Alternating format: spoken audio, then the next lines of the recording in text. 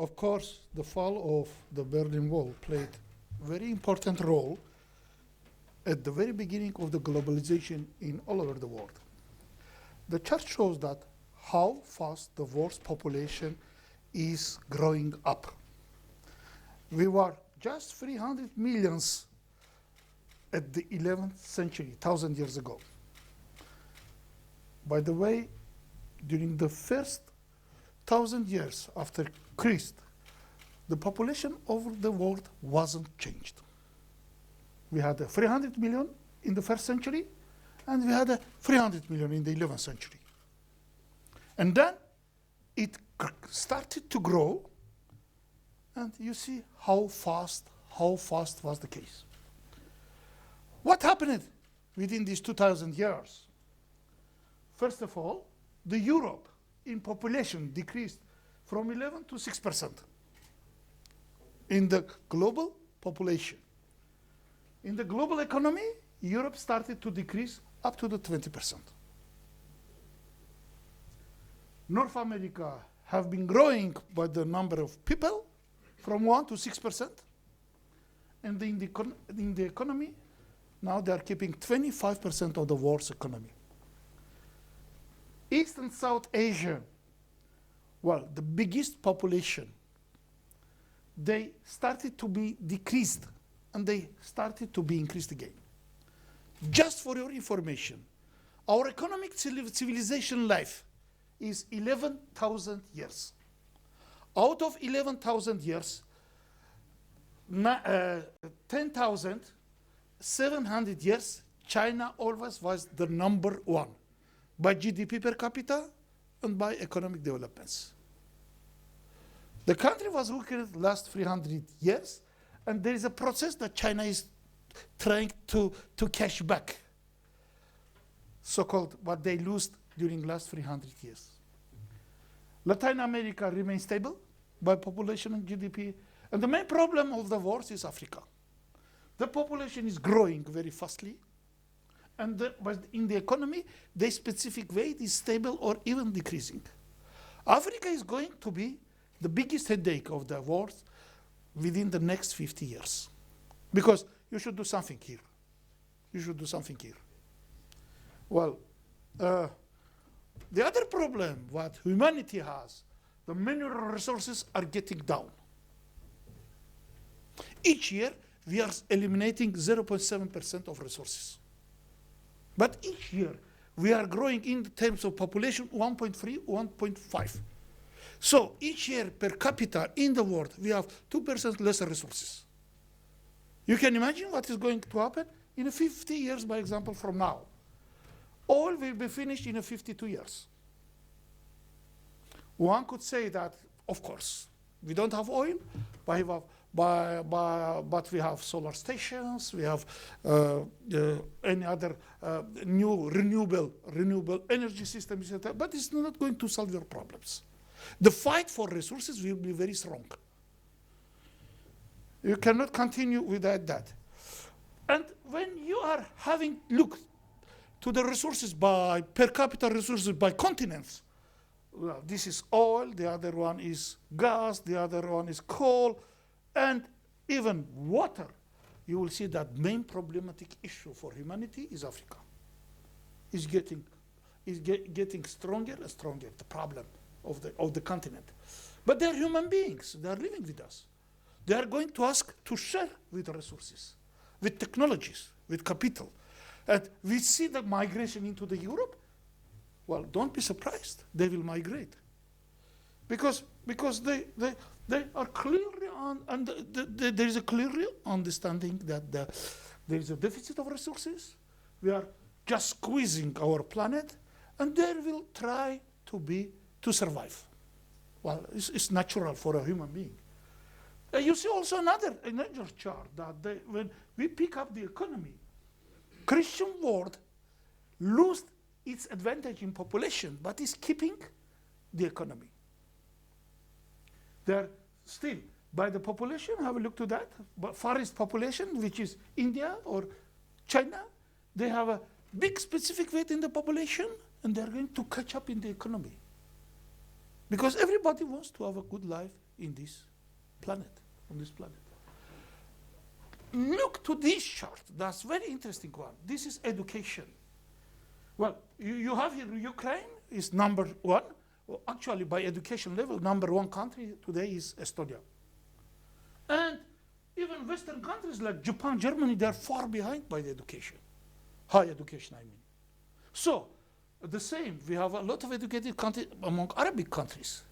And this education for these people is enough to come here, by example, to Germany, and to find a job, because they are educated. They are not competitive in technologies. They are already competitive in education. In Ukraine, or in Latvia, or in Estonia, every people is getting higher education, university degree. Even if after the education, they are not finding a proper job, that's why you have streams of migrants coming to the Eastern Europe, for example, Ukrainians, in order to find a job in Italy or in Poland. Because they are not going to sit down at their home and to wait when technology or capital will come to them. In the global world, here is the main assumption of the global world. You have a global war for goods, for commodities. You don't have a global war for jobs, for education. It should go to the equilibrium point.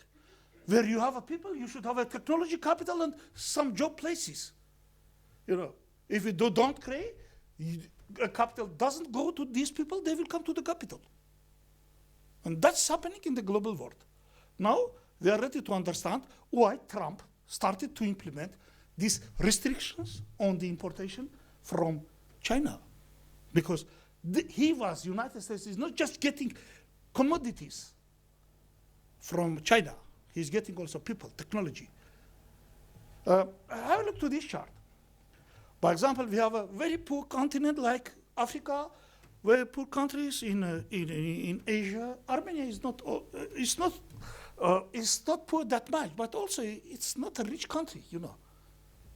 And we have it, but when you are having a look to the FDI, foreign direct investment tendency, investments are not coming from rich countries to the poor ones. No, this is the result.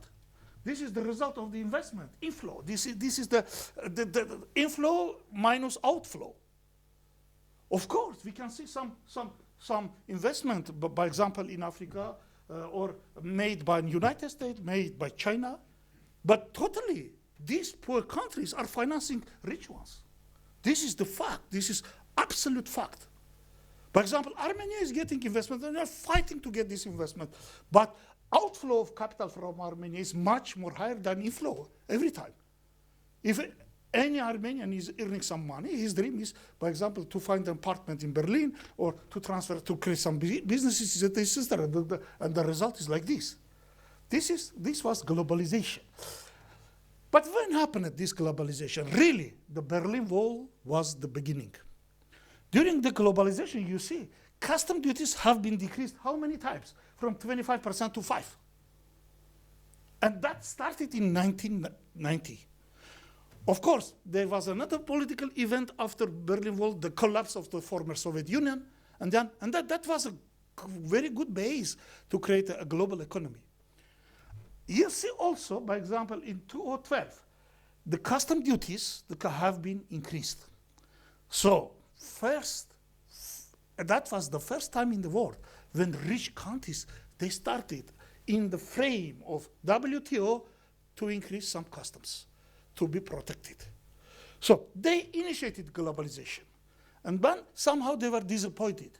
Okay, they initiated having in mind that thanks to the globalization, they will find good markets for their goods and commodities, but at the end, they started to be a little bit crucial, you know. Let's change it. And Trump was the man who started to do that. Very interesting tendency. This chart shows the growth, the dynamics of world's GDP and trade. 30 years ago, when after the fall of the Berlin Wall, the trade was was growing not so fast. We had the trade made just 10% of the exports and imports. They made just 10% of the world's GDP. You know, but starting from the Berlin Wall, we see the other tendency when the trade is growing faster than GDP. 30 years ago, we had just 10% world's trade turnover of the world's GDP. Today, it's 30%. So that means what it means when trade is growing faster than GDP. That means that the specialization is going deeper and deeper, you know. For example, in the world, we have 7 million goods or commodities. United States, for example, is able to produce 1.5. China 2. Armenia only 50,000. We have to be specialized in order to produce goods, to sell them, and after that being able to purchase what we need, really, because an Armenian needs what needs a Chinese or U.S. citizens. They are the same. The needs are the same, and we see that the global world is going to be destroyed. Well, that exactly happened 2 years ago when Trump decided to implement segregation between the countries. China, on that, Chinese reaction was a little bit different. They said that we will create the system of one road, one belt, one road. A lot of people in the Europe or Asia, they are considering that China is going to is going to have a pressure on Europe. Well, I don't know what's going to happen. But China has a lot of flexibility, because Chinese market, 1.4 billion people, is 5 times bigger than in the United States and 3 times bigger than in Europe. That gives to the Chinese macroeconomic policy very big flexibility. When Trump is pushing on China by tariffs, China is increasing private consumption in the country. When Europe or United States are weakening the foreign trade conditions, China is pressing on the internal consumption in the country. You don't have such a possibility for Americans, for Europeans, because your population, your markets are 4 times less. And you understand that such countries like Armenia, smaller countries, even Russia with 142 million population, they don't have such a flexibility. They couldn't have such a flexibility. And here is the war. In a couple of wordings, what was the Americans accuses Chinese people that you are cheating technologies. The main problem that was all Chinese people are spies. They are looking for a technology to bring that into their own country, etc. But it's natural, and the Chinese reaction was, okay, but we were one who created powder, rifle, or we were creating papers, compass, you know, and that you were using for your geographical things, etc., etc. Don't blame us. You are doing the same. This is the story. Well, at the end, we see what happened after that in the war. What happened? Well, you see, this is the chart by quarters. Economic growth in China, starting from 2015, and in United States.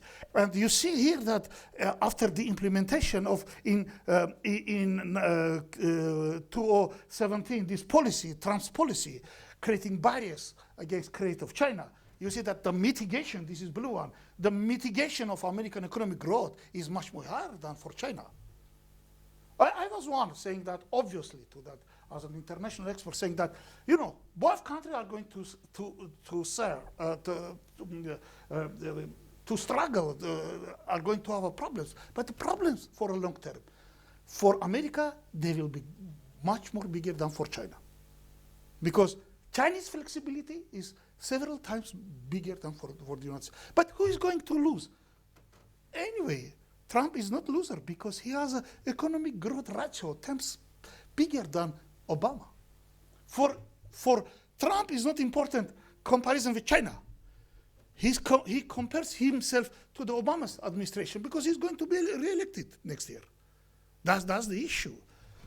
But who is going to lose in this condition? I'm afraid that everybody will lose. But step by step, Europe will lose because of this trade war. And step by step, South Korea is winning. They are making big progress on that. That's the issue. And the last remark is that the globalization like this is going to be replaced by regionalization. That's the issue. We are going to lose this globalization. And poor nations, they are not going to find the advantage here. Another wall should be broken. That was the wall. Now Trump created a wall in the foreign trade. Could be it broken? Or if it the case, how is going to happen? That's the issue, and thank you for your attention.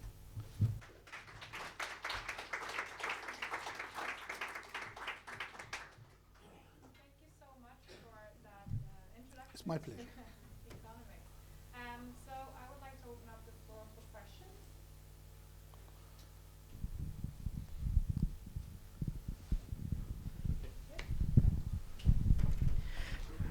It was great to listen to you and have this dialogue.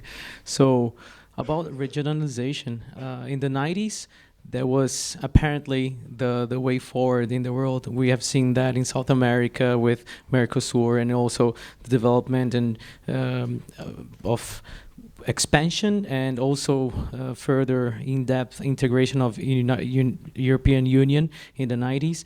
However, the data show that globalization, meaning intercontinental, cross-ocean transactions,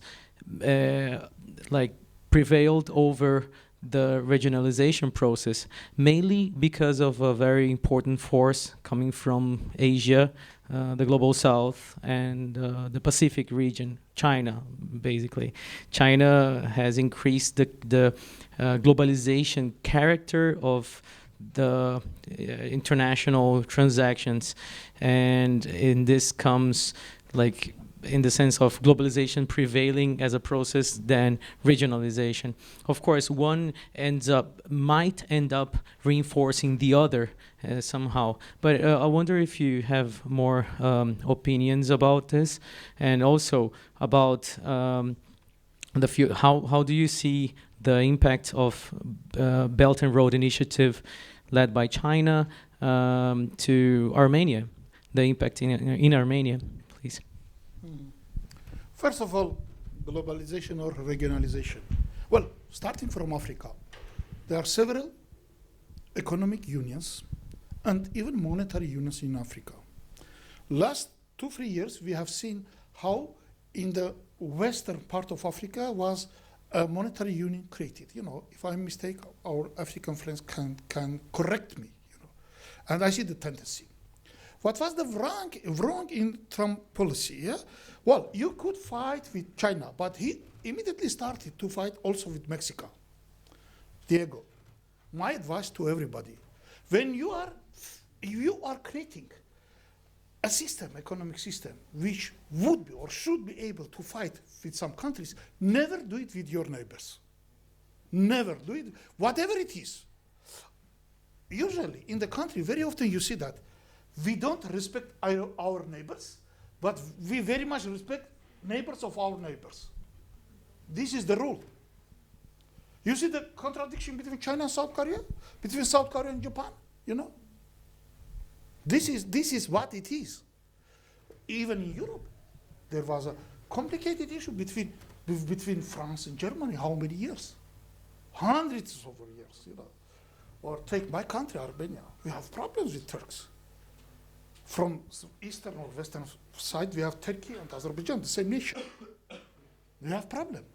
And that's it, we used to have a good neighborhood with neighbors of our neighbors. I see that America would like that. They see the progress in China, also in India. They would like to create, as you know, there's a big disagreement between China and India because of two territories on Punjab and eastern part of India. I propose that there is a tendency of regionalization. Now, now come to the second part of your issue. This is One Belt, One Road. Yes, here you have 6 roads in the project.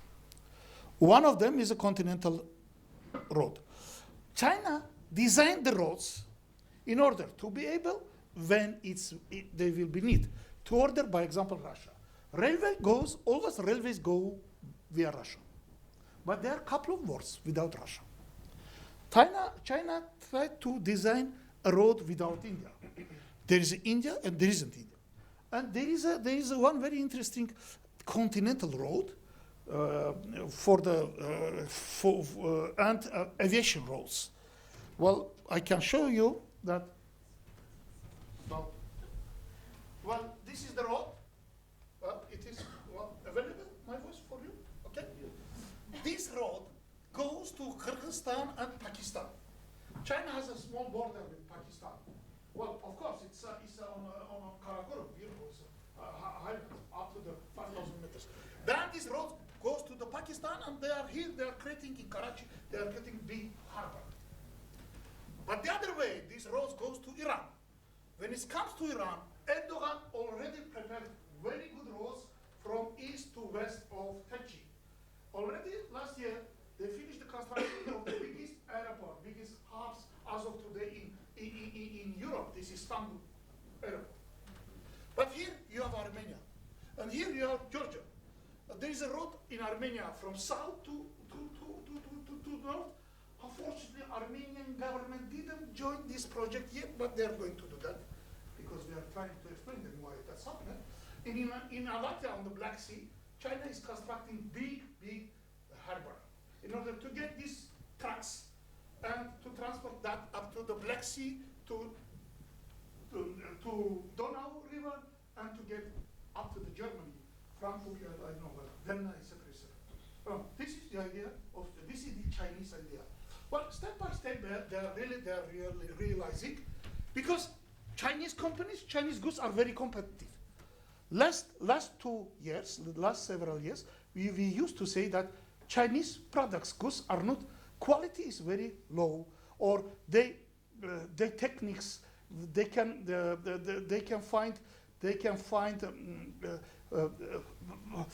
be used for a spy reason, etc., etc. You know, but to be frank with you, the quality is getting higher. Good example, you said 5G. Huawei has 60 agreements. Huawei actually, for time being, is beating Nokia plus Ericsson, the second largest technology maker in the world. The fact that these are a sort of spy instruments is not proof. It's not proof. And to me, Chinese people understand what they do. But speaking on China intervention in the economic markets, don't forget another program, Made in China. They implemented that just 2 years ago, Made in China, and they are going to be the number one everywhere. What is doing China? China is saying, guys, you want what? You want this computer? Okay. Are you going to use those resources to produce that? Well, when we are saying yes, he said, but why? I can do that better and cheaper. Don't do it. I will provide everything. That's the idea. That's the idea for Chinese people. Well, in fact, it's natural. Everybody is doing that like this, you know.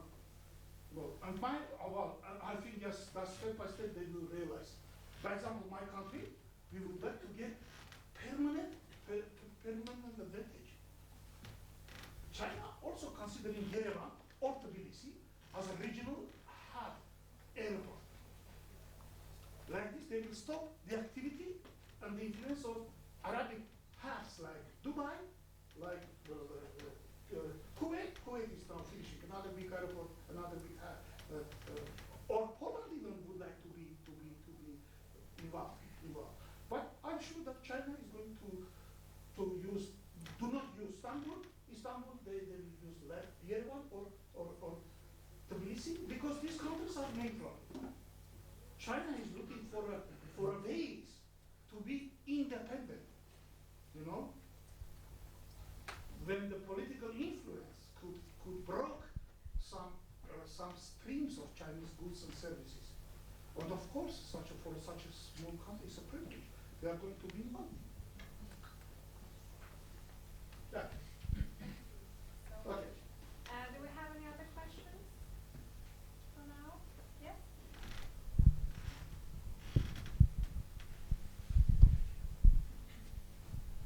Thank you for a nice presentation.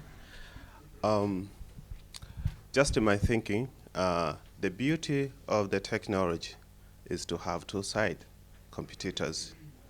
The advancement of any technology needs competitors. That's exactly what we can see between China and America. Actually, this is the beauty of the technology. Just like when you develop a computer program and another one develop a system to hack the program which you have developed. That makes you to be more advanced, to find more solution to make sure that you are safe about that. That is how technology works. Now coming back to the competition, to economic competition and the technology competition between, the battle between America and China. Just like what you said, you mentioned that Trump is so happy about what he's doing right now. And he's happy because he's trying to compare himself with the previous, the former president. But from what I can see, America is not about comparing with the former presidents. It's about to conquer and to make sure that they control the world. So my question is this. Do you think Trump thinking that he's doing better than Obama is enough for American people in a long term? Thank you. Well, so very interesting question, because I have a limited time, but thank you for the question. I'm going to react on that. If you ask me, to my mind, the most powerful thing for the United States is dollar. Within last 50 years, the specific weight of US in the world's GDP production decreased from 45% to 22, 2 times. But the role of dollar was increased up to the 85%. When China is having trade with Germany, they are paying each other via dollars. Sometimes a little bit euros. When Armenia is having a trade with Brazil, they are paying in dollars. Trump, as you know, Jerome Powell was appointed as a Federal Reserve System chief. And Trump was asking him to print more dollars. That's very interesting thing. They can, in fact, US has no problem of state debt. When they need, they print dollars. What's the problem for United States of state debt? It's very interesting. For Armenia, it's a problem because our reserves are in dollars. When they are printing these dollars, they are devaluating our reserves. Our savings. Also in Germany, it's not a big problem because Germany, it's a Eurozone. This currency, involved, you have just 19 currencies like this. Chinese yuan is not in the list of these 19. But Chinese people are not stupid. They are preparing yuan to become the world currency. When it will be, I don't know. When it will. Look what is happening in the United States. Payments, percentage, interest rate for 10 years bond are less than interest rate for 3 years bond. Nobody could explain it. How it could happen. But Americans, they don't care. But I think for Trump, he has a problem with Obama nowadays when he became the president. Always he's saying, look what was the Obama time, etc., etc. He has a sort of complex versus Democrats, I think for him it's a really problem. But if you ask my opinion, the real problem for them is a dollar. What to do with that?